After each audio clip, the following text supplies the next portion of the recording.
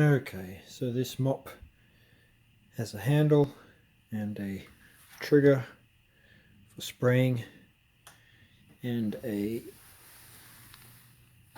microfiber cloth at the bottom which peels off, and a water reservoir which has a cap that can be removed, filled with a substance such as water, vinegar, peroxide, floor cleaner, whatever,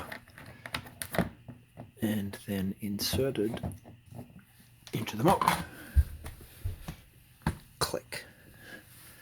I'm going to use the handle to squeeze. Water comes out.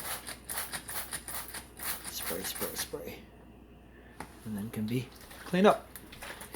So, as mopping, it's possible to spray and clean. The head moves in all sorts of directions. It's not super easy to move around. It's pretty good. And even with a heap of water sprayed on the floor,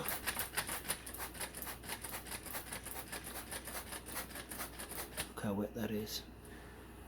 The microfiber cloth will eventually clean it up.